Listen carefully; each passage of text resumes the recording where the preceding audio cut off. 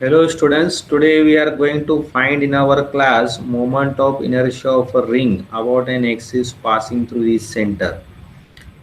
तो आज के क्लास में रोटेशनल मोशन में हम लोग फाइंड करने वाले हैं moment of inertia of a ring about an axis passing through its centre. तो ये यहाँ पर एक रिंग है। तो आप जानते हो रिंग के पास जो डायमेंशन रहता है वो एक सर्कल का रहता है। तो रिंग की ज्योमेट्री जो रहती है एक सर्कल की रहती है और एक रिंग एक कंटिन्यूस बॉडी है। तो हमको moment of inertia of a ring निकालना है अबाउट इट्स सेंटर। तो मोमेंट ऑफ इनर्शिया डिपेंड होता है on is axis of rotation. Axis of rotation कहाँ पर है, उसकी पोजीशन और orientation of the axis of rotation. हमारा एक्सिस ऑफ रोटेशन कैसा है, तो यहाँ पर आप देखोगे एक्सिस ऑफ रोटेशन ऐसे वर्टिकल है और ring about the centre rotate किया जा रहा है।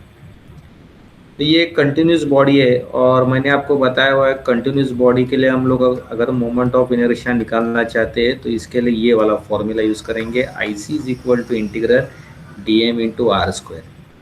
तो मेंटली हम इस बॉडी को डिवाइड करते हैं into small number of pieces. Mentally हम इस बॉडी को डिवाइड करेंगे into small number of pieces, right. और हर पीस का मोमेंट ऑफ इनर्शिया निकालेंगे, ठीक है।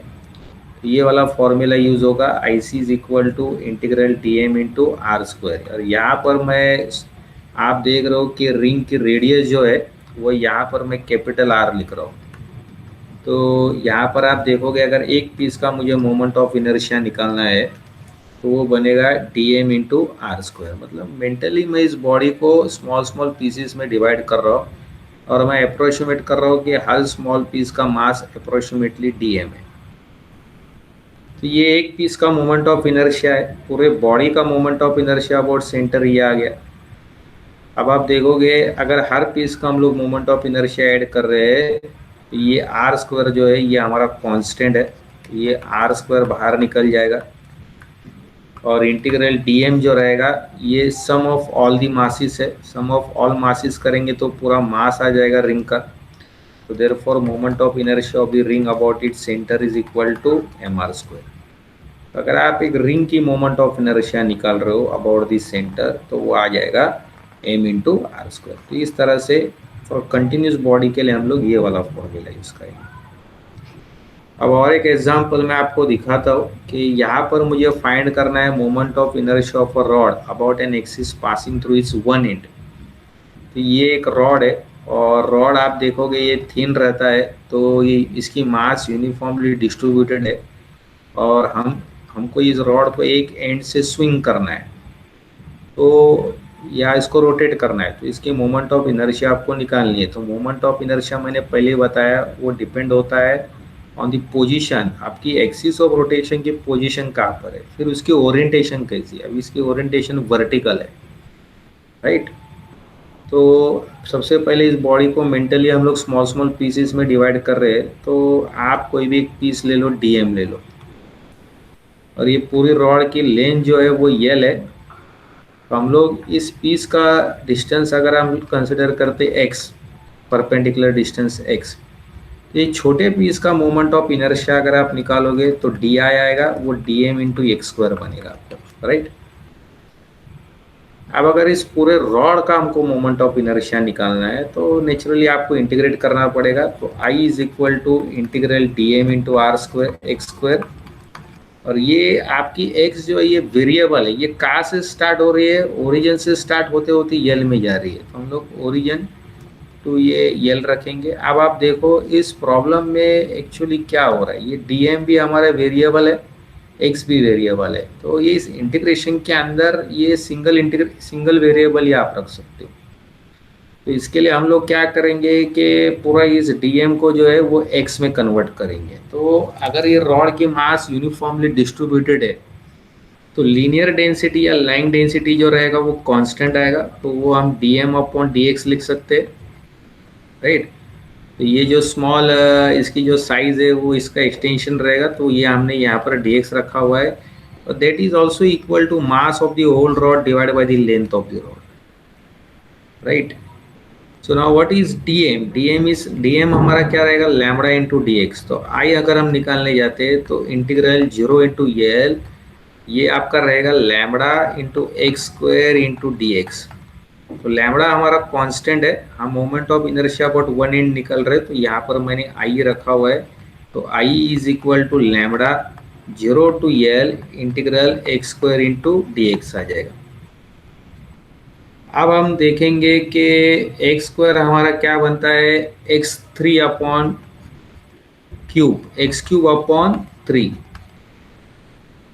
अब इसके वेरिएबल जो है हम लोग स्टार्ट कर रहे हैं कि moment of inertia small small pieces का ऐड कर रहे हैं, कहाँ से, ओरिजिन से लेके पूरे यल तक। तो आप देखोगे, आप इस इंटीग्रेशन को सॉल्व करने में आप देखोगे अगर मैं मोमेंट ऑफ इनर्शिया निकाल रहा हूँ अबाउट 1/8, तो ये लैम्बडा बाई 3 आ जाएगा, ये आपका यल क्यूब माइनस 0 आ जाएगा। और ये मेरा निकल गया है moment of inertia about 1/3 lambda into L cube. लेकिन मैं निकालना चाहता हूँ moment of inertia in terms of mass and length. तो as I said lambda can be also return as the mass divide by the whole length, because mass आपकी uniformly distributed है, तो lambda will be constant. तो हम यहाँ पर लिख रहे moment of inertia about 1/8 is equal to 1/3 m by L, L cube ऊपर लिखा है हमने, तो that will be equal to 1/3 ml square. तो इस तरह से हमने moment of inertia of the rod निकाला हुआ है at one end by using the formula integral dm into x square. जैसे मैंने आपको बताया था कि फॉर अ कंटिन्यूस पीसेस के लिए, अगर आपके पीसेस कंटिन्यूस है तो ये आपको ये वाला फॉर्मूला यूज़ करना है, I is equal to integral dm into x square.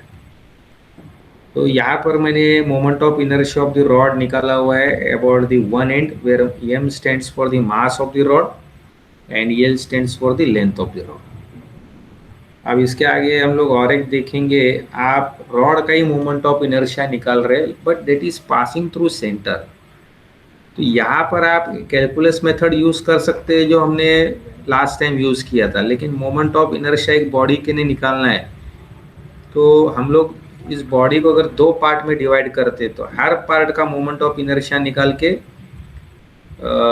दोनों पार्ट का हम लोग ऐड भी कर सकते हैं। तो अगर मैं फिर से बताता हूँ, अगर इस बॉडी को आपने दो पार्ट में डिवाइड किया हुआ है तो हर इंडिविजुअली पार्ट का मोमेंट ऑफ इनर्शिया निकाल के उस दो पार्ट का भी मोमेंट ऑफ इनर्शिया अगर हम ऐड करेंगे तो हमको पूरा बॉडी का मोमेंट ऑफ इनर्शिया मिलेगा। और ऑलरेडी हम जानते हैं कि अगर एक रॉड एक वन एंड से घूमता है तो उसका अभी हमने डिराइव किया था moment of inertia 1/3 ml square है, राइट। तो अगर ये रॉड पूरा यल है और ये सेंटर से रोटेट कर रहा है, क्योंकि मैंने बताया moment of inertia for a body depends on position on the axis of rotation.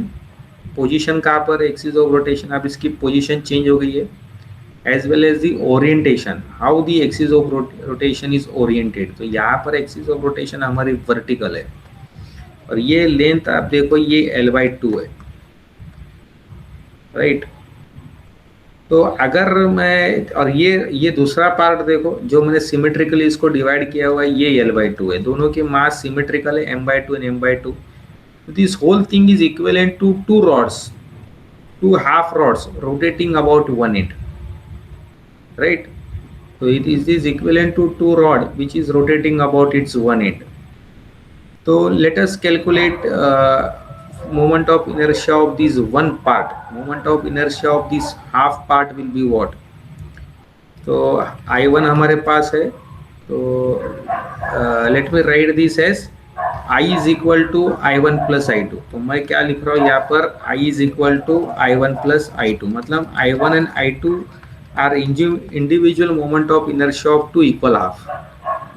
तो अभी I1 आप जानते हो, I1 will be equal to I2 and that will be equal to what, 1/3 m/2 into L/2 the whole square, right? ठीक है, moment of inertia of the rod about one and is 1/3 ml square. तो हम अभी यहाँ पर क्या लिखेंगे इसको, 1/3 m/2 into L square by 4। तो ये हमारा आ जाएगा 4 3 ज़ा 12, 12 इंटू 2 इज 24, तो 1/24 ml स्क्वायर। और ये I1 is equal to I2 है, राइट। अब दोनों इक्वल है तो I की वैल्यू क्या रहेगी, दोनों को ऐड करना पड़ेगा।